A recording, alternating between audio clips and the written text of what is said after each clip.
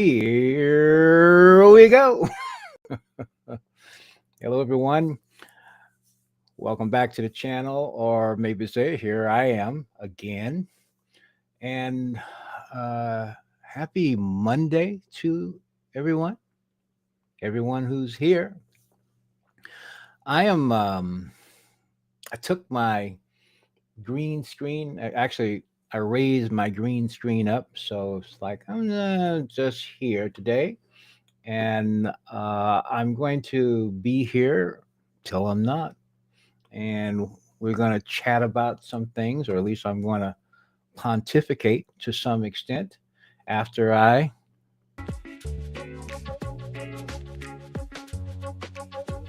get a little of that going.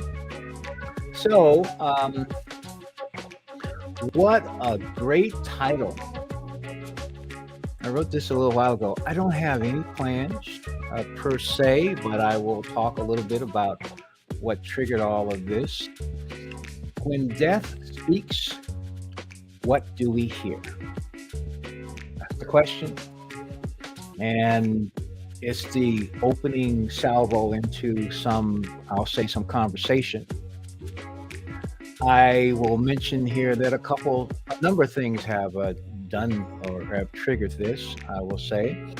One is, first of all, I mentioned last week about the event with the football player, the DeMar. I'll mention his name.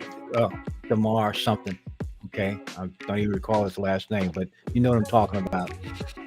This was a week ago tonight, as it turns out, when he tackled someone. He's with the Buffalo Bills, playing in Cincinnati. I happened to be watching. Well, I can't say I was watching the game. I was kind of channel surfing back and forth. I don't, football unto itself doesn't hold my attention the way it used to years ago. It doesn't even interest me in the way that it used to. So many things today are orchestrated in ways that I think are actually counterproductive and beneficial to even what's going on, so to speak. So it's a real light activity day if I'm watching football.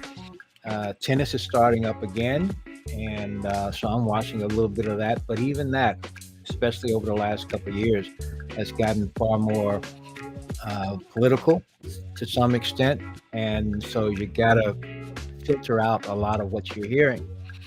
But needless to say, what occurred on the football field has caught many people's attention. And in addition to that, over the past week or so, I've had several people, let us see, somewhere about 2 years ago, my mom passed in this time frame, okay, in the first week in January.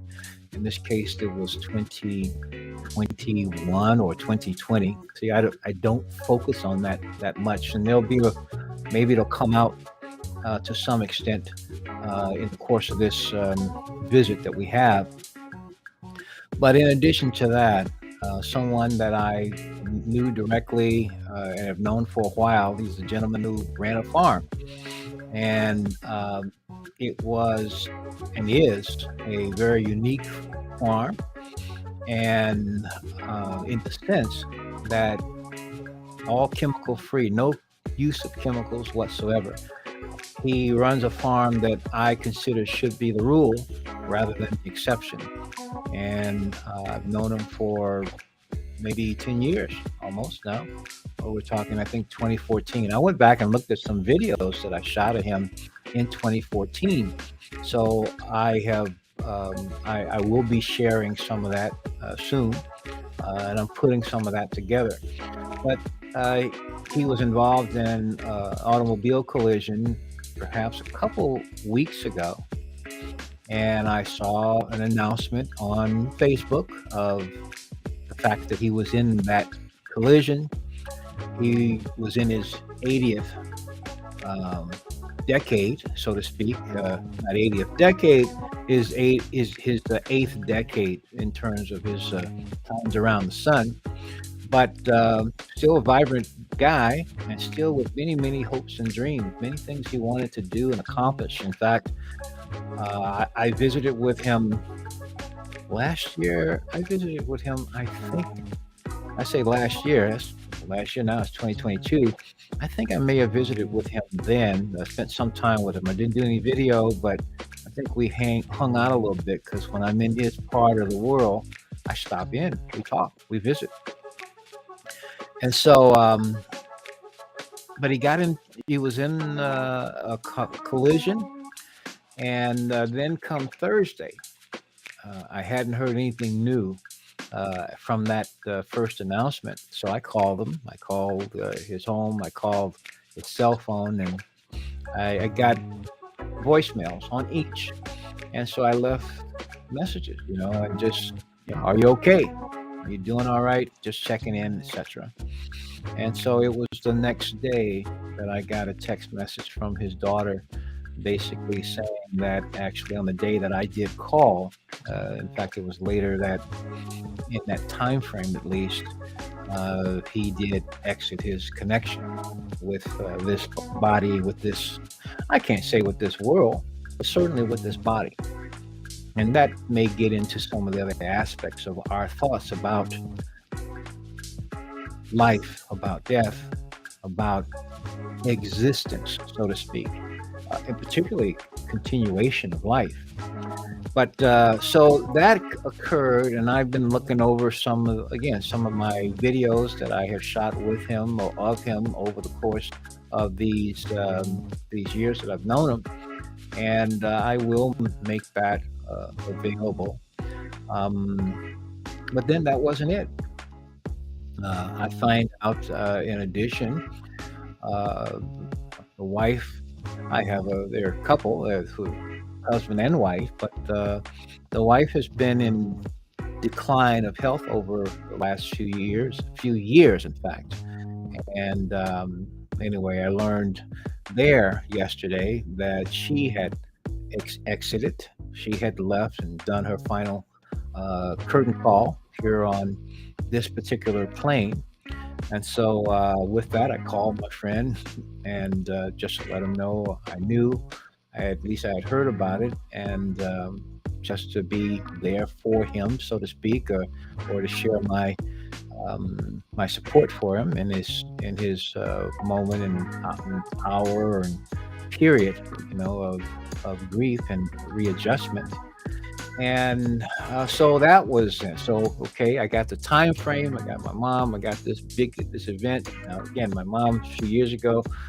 I don't know about you, but and I have a friend that here in our little part of the world. It wasn't in this recent time, but now a bit over a year or so ago, I was present with him, and when he exited, if you will. So I've been with someone when they have taken their last breath, so to speak, on this plane, at this point of existence, and it's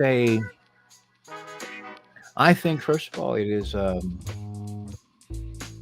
say it's a special experience because it's a special landmark. It's a special milestone in everyone's life.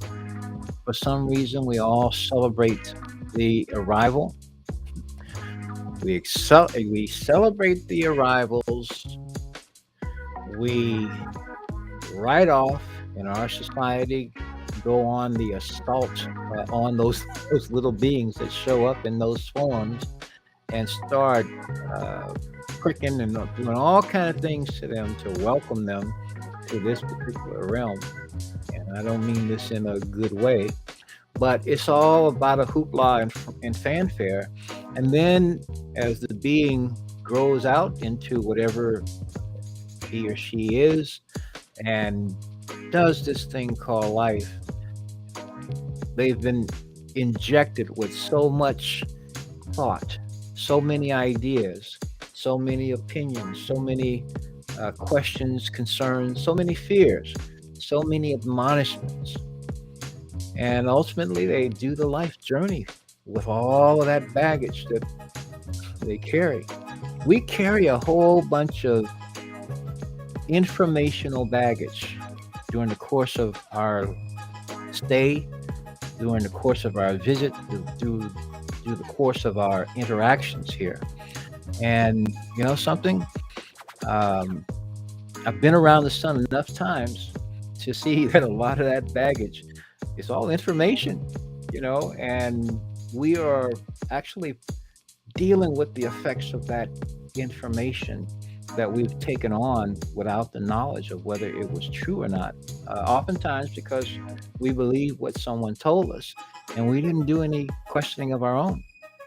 And so, my friend, kind of in that same situation with his wife passing, and I shared my condolences, and so the sadness is a habit.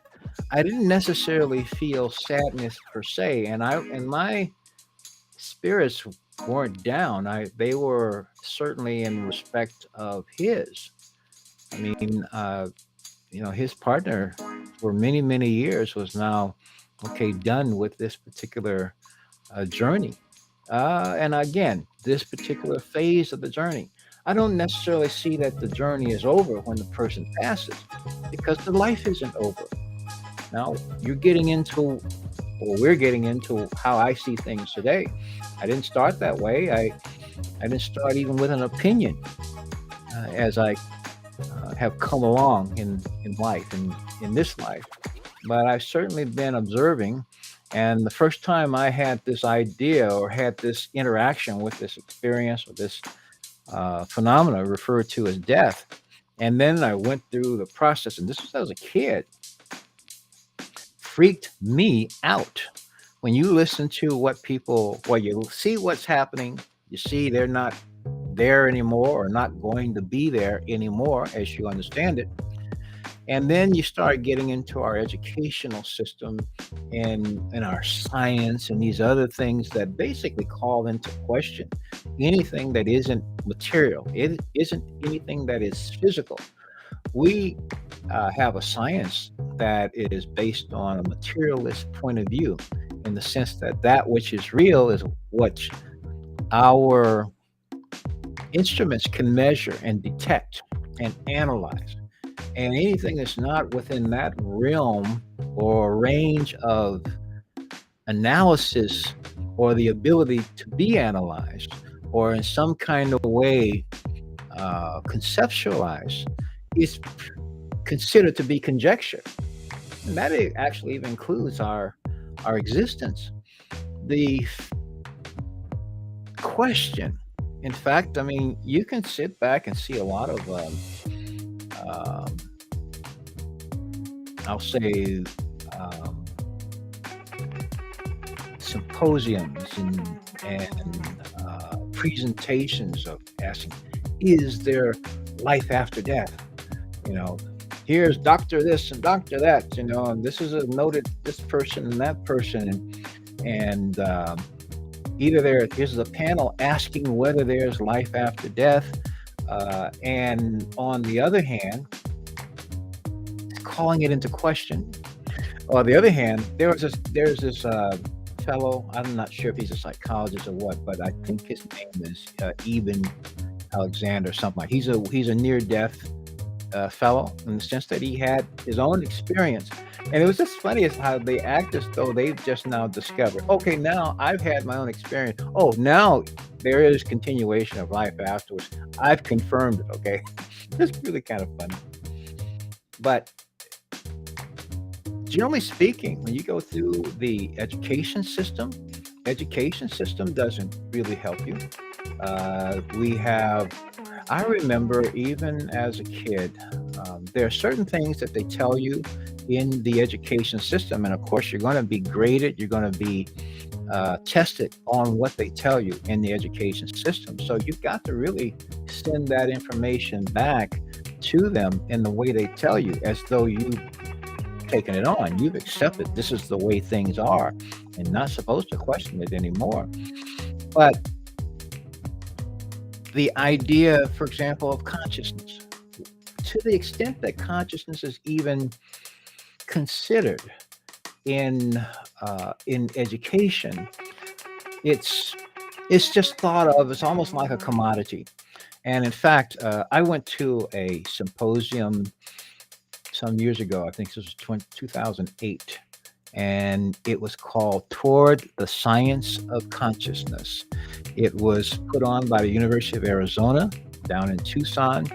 And in fact, that particular year, I happened to have interviewed, I was doing my Talk for Food uh, podcast, and I had an interview with Rupert Sheldrake, and he was the keynote speaker, and that was that was a big deal, in a good way. Except that he had an experience of his own that year because he had come to the States. He had a few places that he was going to be at, including Santa Fe, New Mexico. And that particular year, it became a question of whether he was going to make it to Tucson because while he was at some place in Santa Fe, um, I don't know, doing a book reading or something, he made a public appearance. Some person came up to him and stabbed him in the leg. I mean, took out a knife and put it on in there. And so Sheldrake did survive it. I mean, obviously that was a shock. But he not only survived it, but he also made the trip to Tucson and gave his keynote. And he had set up several interviews prior to all of that, and including mine with him. And he did. He showed up, and we had our talk. Um, I got to find that video too. And I'm trying to recall, this was in the early days of my doing Talk for Food. So I may or may not have even done it on camera. I think I did. I know I've got a picture of myself with him. I got the audio recording, but I don't know that I have a video of it. I'll find out. And I'm looking to put some of my videos up again of things and people that I've talked to over the years because I've learned quite a bit through them. However, what I brought all of that up for, well, I was listening to these professors and these academians talking about consciousness. And some of them had different um, accolades. They had recognition, they had awards for this and that and the other. And what were they talking about? They were talking about consciousness as being something that was like it was in the brain. They were doing research trying to find out where consciousness was. They were like getting close to, somehow confirming all of these things about consciousness. And I almost let out a laugh, because I said, these folks don't have a clue. Consciousness is not in a brain. A brain exists because of consciousness. Consciousness does not exist because of a brain. And I knew this. I understood this just intrinsically. And yet we have this general sense of our physicality being what defines us, what causes things to be, and when the physicality is gone, where are we? And so that's where the near-death experiences come in, and they are really fascinating with people because I love listening to them, and I do that quite a bit. That's one of the things that I check out, and I listen to people's accounts of what they experienced when they had, you can say near-death experiences, you might say out-of-body experiences where they were conscious, they were aware, and they were in a place that was different from their actual form. Now, that place could have been right near it, where they was right there in the room, or some location. Oftentimes, the body is on an operating table, and the being is watching everything and listening to what's going on, etc. And it can be different, but ultimately, That's who you are. That's who we are. We're consciousness. We are a being. We are sentience. We are intelligence. We are life. All of those words, um, it's not one that explains it. All of those words are descriptive of what we actually are. But we are the ones that cause our bodies to come into formation. And when the bodies, for whatever reason, we're done with it, whether we've worn it out, whether we have caused its malfunction to a point that it cannot even cannot continue to support our presence. We are a presence. In some respects, we talk about information. We're an information field. We are a field. That field could be looked upon even as a cloud that encompasses the body, along as long as all those other factors are in place, where there's viability, there is sufficient function, there is sufficient energy, including electrical, to run everything. And there's so many things that we do to compromise all of those particular factors. And we have something that's referred to as aging, when in fact, not necessary.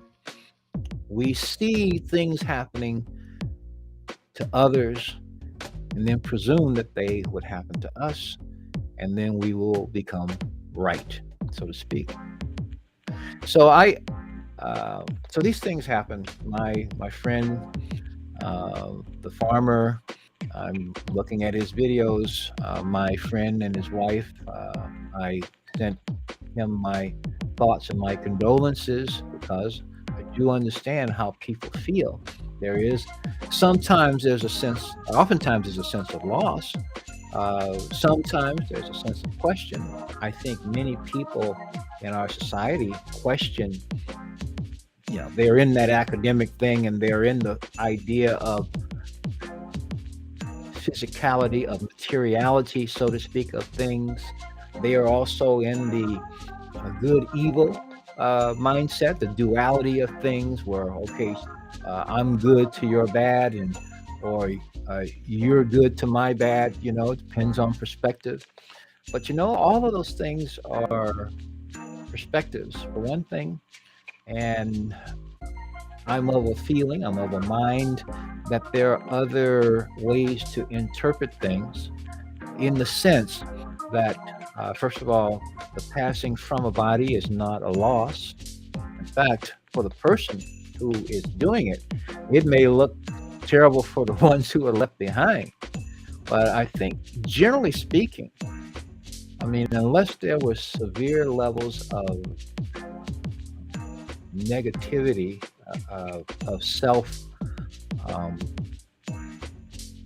not just deprecation, but simply very, very low levels of self-esteem, of self-regard. If there were very low levels of self-regard, and let me say this as well, this also includes when there's low levels of other regard too. This isn't just about oneself. This is a low level of regard, period. If there's a low level of joy, period. If there's a low level of love, period. It radiates into everything that a person is feeling, being, is experiencing, and perceiving as well. And so a person's negativity, low levels of our higher senses of awareness, of connectivity. So that low level of connectivity, that low level of regard, also means a sense of isolation, of being alone, of being empty. The high levels of those things, which it doesn't have to be about what political party you are with, or anything else.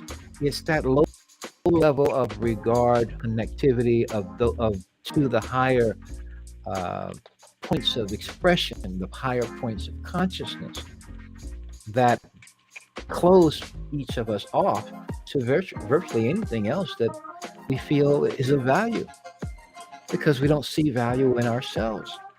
And in that regard, is oftentimes we don't convey that, we don't share that with others, and it's not generally supported. Okay, the things that we tend to remember are when we're talking about how important, uh, you know, being harmonious and all those things are. But from a day to day, it's dog eat dog. It's the survival of the fittest. It's, who's got the greatest toys or the most toys win type of mindset, which is basically all BS. It actually is. So one of the things that I felt that I would do, and is just to talk. Well, I'm doing just that. I'm talking about the fact, the general inappropriateness of our responses, and also the general unreadiness, typically, to deal with, to respond to be sensitive to the signs when someone is ready to leave. They're done. My friend is talking about his wife, and he's talking, gosh, if I'd known this, if I'd known that. The signs was all in front of us. She was ready to go. He wasn't ready to let go. And people are not insensitive to that desire to hold on. But then what are they holding on to? They're holding on to immobility. They're holding on to pain.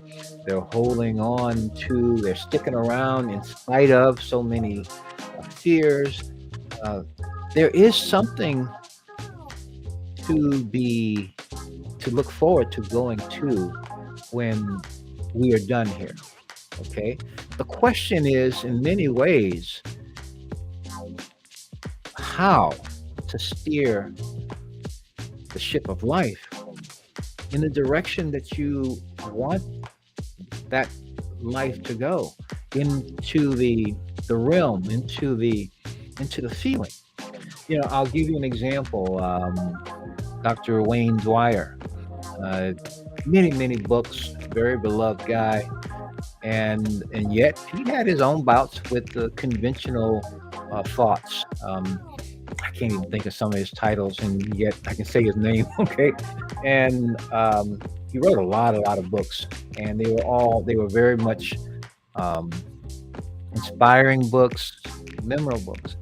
And I recall when he passed a few years ago, I think it was just in his sleep. He just didn't wake up one day. And he was, I think, in his 80s as well. I think. I mean, I could look all that stuff up. But the point basically is this: we we think that perfection doesn't exist. We're used to thinking that way.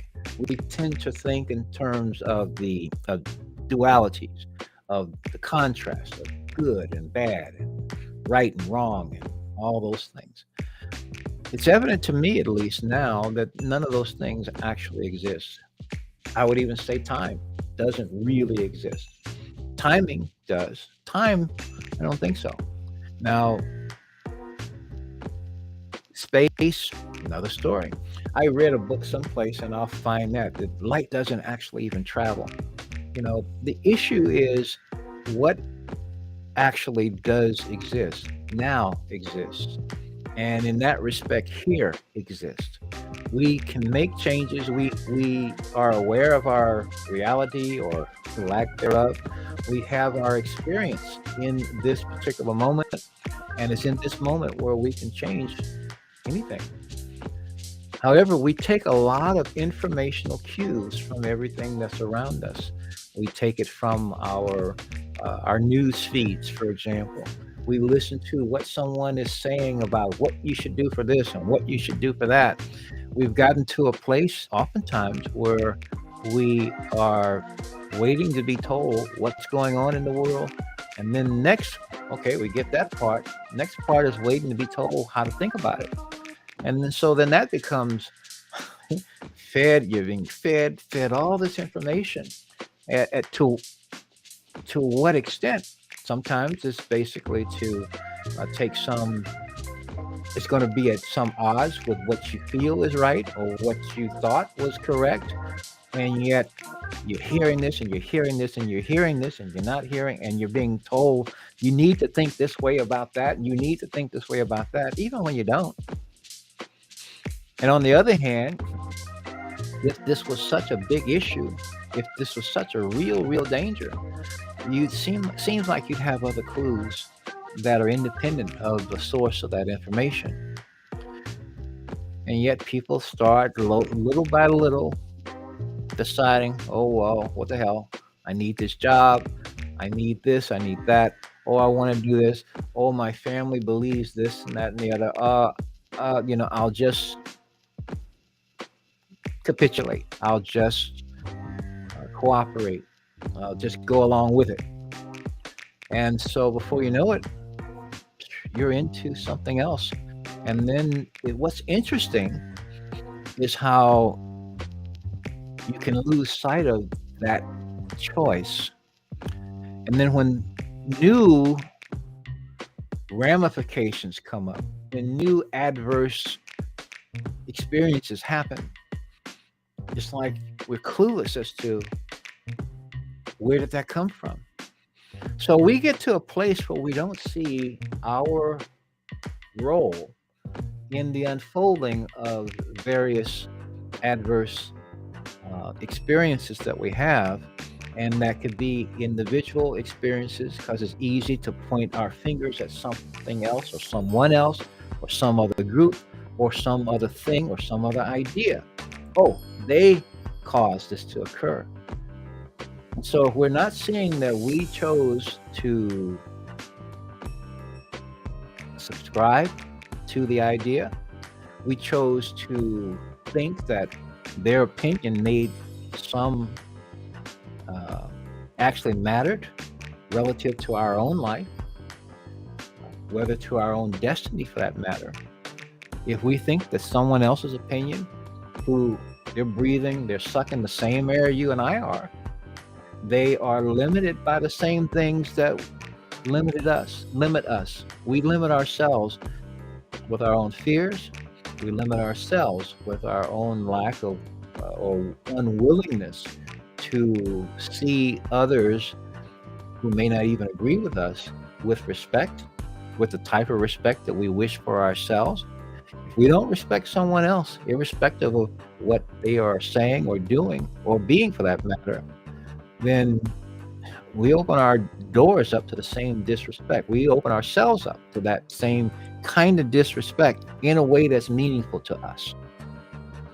But in particular, when we are looking at or hearing different pronouncements of the future of humanity, and we hear and see, okay, either this person has a whole bunch of money, that's one kind of influence, or they have some amount of influence, whether it's legislative or whatever, or whether they are a scientist of some type and they've been thinking all this crap up, so to speak. And yet we have not done any introspection into ourselves.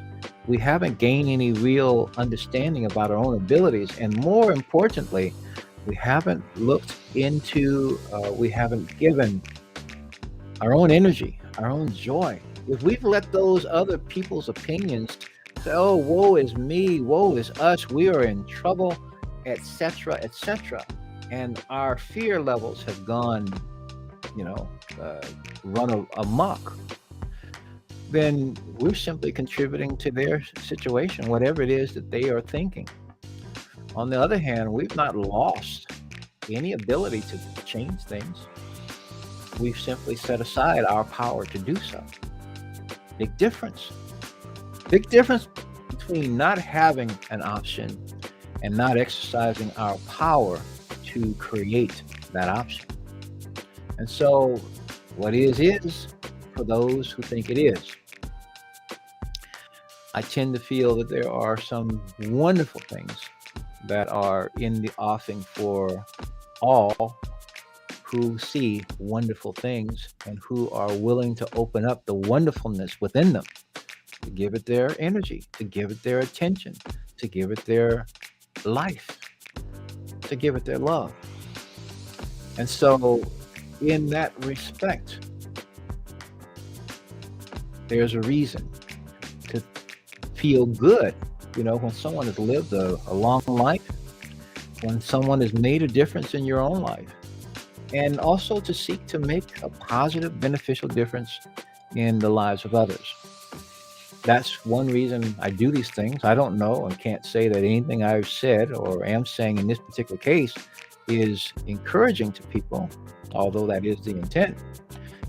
What have come to see, though, that you're here until you're not, but every moment, every breath is there to allow you, to allow me, to allow us to make a conscious choice between what fuels our own thoughts, what makes our own hearts flutter with anticipation, or, on the other hand, what makes them shudder in dread. If we're thinking that the dread is inevitable because someone with credentials, with tenure, with whatever has suggested it so, someone who's got a book they want you to read, well, they don't even care if you read it. They simply want you to buy it, okay? If these are the reasons, because typically I'm seeing this all along, okay, I've got this, I've got that. They want you to follow them in their own sense of why things are breaking down. I don't, it doesn't occur to me to ask anyone to subscribe to my channel, to do this, that, or the other. If I have a desire, I have a desire for you to follow your own heart. For one thing, if I've got something of some value, if I'm sharing a perspective that's of some value, yeah, you'll check me out, and I'm grateful for that. But I don't need that from anyone. You need that from yourself. I need that from me, okay? I need my best belief, my highest goals and intention. I need those things for myself, and I need to at least care about them enough to share them with others. Whether anyone else buys it, anyone else subscribes or not, that's my responsibility. I had, here's where I want to mention CoopCrowd, because I mentioned, I have the invitation down there. I have the link there. And I had a conversation with a good friend of mine about that over the weekend too. And I've realized that the things I've said about negativity, that's an interesting perspective, because we tend to think, well, we're negative only about specific things. Maybe you have maybe there's money, and I've got this opinion about people with money, or I have this opinion about having it. Maybe I don't have the experience of having a whole bunch of money, for one thing, and also having the responsibility to take care of it. I said money, but value that is transferable, okay? It's not negotiable. It is something that is understood to be useful to a whole bunch of people. That's what value is. And most people have also become accustomed to literally, one, not having sufficient amount to actually get into any place of being confident and with poise of having a lot at their disposal. And so you got the other thing that people think that, well, they are seeking to build that flow because they either typically not having enough on a chronic, and that becomes what's they're accustomed to. But when it is beyond your experience, we are still able to imagine that we have it, for one thing, and imagine what life would be like when we do. Now the question is, given the opportunity to create it for yourself, will you permit yourself to be positive in allowing that to occur? Because to be negative about various things, to have an automatic negative response to something that is outside of your area of familiarity or your area of experience, even if it's something that you want. Suppose you simply want to be healthy again, and you're not right now, but you're used to not being healthy to the point that when someone tells you, you can do this, you can change your situation in this particular way, and you can record or restore your status of health, you still got to be willing to allow the positive result to become part of your way of looking at yourself. And it doesn't really matter what the problem actually is if we are not willing to open ourselves up to a positive potential, a positive actuality, not even a potential, a positive realization of what you have imagined, that you really desire. And that can be health, that can be well-being, and that can certainly be money. And so Co-op Crowd is a way that people can do this for themselves, because it's not about making money, not about chasing money. It's actually about using some money, but exercising these other aspects of ourselves. And that was the conversation I had with my friend who has known about Co-op Crowd for a good number of months. And he's been sitting in his mind thinking about how is he going to convince this person? How is he going to get? I said, excuse me, it's got nothing to do with anyone else. It's got to do with yourself, with you. It's got to do with me. It's got to do with each of us. There's no failure, because it's taken me whatever time it's taken me to invite 3 people, which I've done invited more than 3. But then the next part is getting them all active at the same time, where they have their 3 and their 3 have their 3. That's been my thing. It's like I said, it's like herding a bunch of kittens and cats. Okay. However, when you get to a place where you've internalized this well enough, then those who have resisted, they're not resisting you, they're resisting an idea that you're presenting. And they're needing to process that within themselves, also even within their own sense of what they feel they can accomplish or what they feel is desirable. This is how we have been really worn down in our sense of self-confidence, when someone who appears to be an expert on a subject may not even know you. Uh, they've received some recognition. You don't know anything about them, and yet we listen to people for the most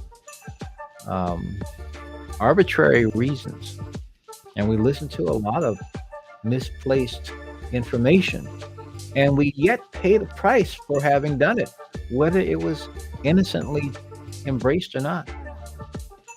So the point of learning when to say no to certain things starts with each individual. And on the other hand, it includes also when to say yes and what to say yes to. Sometimes, even if you don't know how it's going to happen, if you decide without the judgment that you want it to happen, you got to begin there. And having some level of faith within yourself that if you do those things and you're committed yourself to it, then it will happen. One thing, I may not, um, I may or may not see this. Um, we're going to do this particular thing at another time. I just finished reading this book called The Council of Seven Lights, and there's a whole bunch of information in there that I find really fascinating and cool. And one of them has to do, though, with the power of threes, or should I say, even the power of the one. But what happens when one or more people get together? So therefore, in this particular case, he talked about the power of 3, and how it multiplies. For example, when you have the power of 1, we all have that power. When 2 people get together, you have the power of 8. When three people together get together, you have the power of 512. And then he took that on to the point of the power of 12. When 12 are get together. And the issue and the point that it was a really, really large number from starting from one. So when you have achieved this level of coherence, 12 people, and in addition, they are doing the same thing. They have the same idea in mind. They have the same method in mind. They have to exercise the same aspects of themselves in mind. These are aspects of consciousness. The power is multiplied millions of times more than just the one. And the fact that using this co-op crowd model and system, that the amounts that a person creates actually gets into the millions when they succeed at inviting three and then helping the three invite their three, so that 12 people are active at the same time. Now, the person I invite, they've got to do the same thing, because they will have had three, and then their three will have to have three. Those additional 9 are different from the 9 that are connected directly to me. It's a very, very fascinating thing. So at some point, I'm going to read about that little passage from George Van Tassel, and I'm inviting people to exercise the power of their one, first of all, by bringing out the love, realizing that the world, that life is a continuum. I'm not what I say, discouraged when a passing occurs. Again, I feel for the people, the person for whom a loss or a change, because this is a change. It's not a loss, it's a change. It's a major change. It's a major milestone in life. Death, as we perceive it, as we interpret it, is clearly a major change. But it's really not a loss, not necessarily. And I say not even actually. If we know that the being, the one that we loved, continues to live, they continue to be. Now the question is the one that we loved, are they themselves? Were they loving? Because that is the key. Our consciousness determines these things. They determine the quality of the passage. And it also is the quality of the realm that one returns to. Because from where I see things, what we have here is something we've come from someplace else. I talk about this from time to time. Talk about a 9-month gestation period as far as pregnancy, and so there are about 4 million people, new beings that exist here and that are come on to the U.S. alone every year. 4 million new individuals, or individuals. They're not new, but they're physical beings that weren't here. So in other words, right now, there are about 4 million people that aren't here right now that'll be here a year from today, because within 9 months' time, they will have been born. So those are the things that we don't think about. If there were no quote-unquote death, hello, hey Damien, if there were no death, we would really have a problem, okay? And therefore, death in and of itself cannot be the problem that we tend to think of it as. So it's our understanding that we need to be building on, so that we live a life that's integrity within ourselves every day, so we're not having these great regrets at the end, but also that we can see, because we're guided from something within ourselves, from I'll say there's a inner rudder of our being That's where we determine and find what decision to make and where to go. We need to be inside. That's where our vision is, the vision of the life we want to live, the reality we want to create. We have the power to do it, even though others don't see it. So yes, I'm doing fine. The subject matter has not necessarily seemed to be of the uplifting type, but the intent is uplifting. As we lower our fears, as we get more not only in touch with, but we start giving more energy to and voice to our own dreams, as we start speaking more from our hearts, from our intelligence, and stop listening more to the idiocies of people who are simply trying to make a profit off of our obedience, then we change things. The power is always with us.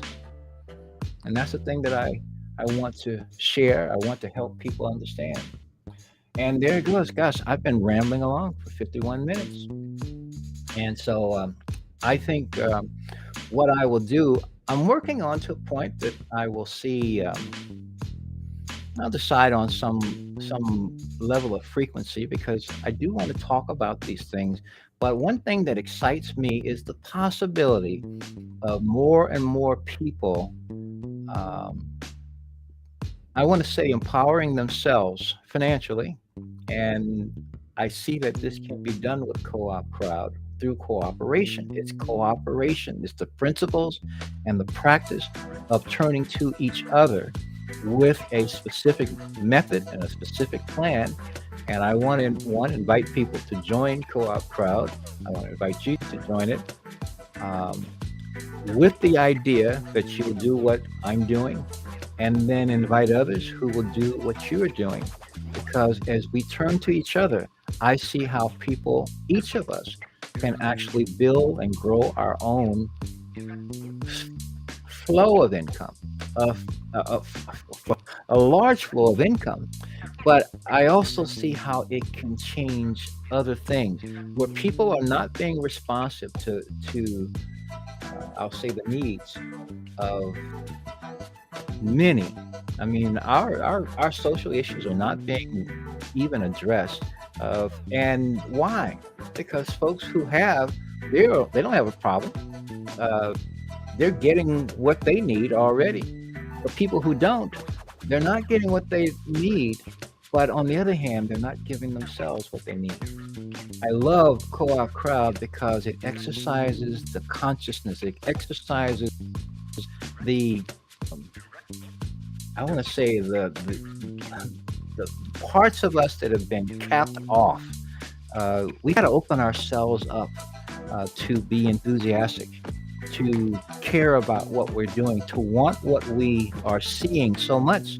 That we're willing to listen to some people be negative until they're not. So as we begin to succeed at our own goals, we'll start showing others that they can succeed at theirs. And this is how we can change things, including our own financial situation, where we don't have to rob from someone else in order to. We don't have to do the Robin Hood thing. That's all yesterday's ways. Not now. So I'm up for winning, and instead of winning and losing. And you cannot win when there is sadness and regret and remorse at the result of what you have done. When we're taking from from someone else in order to give to ourselves. This is not necessary.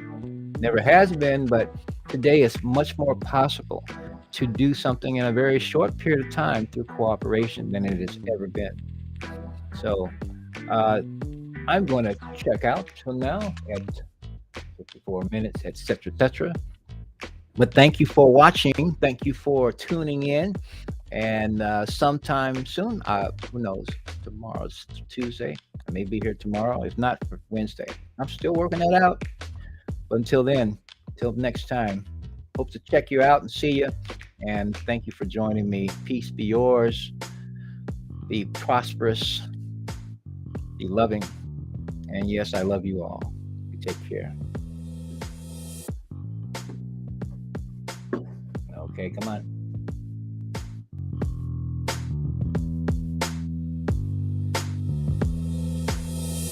Thank you. You too, Damien.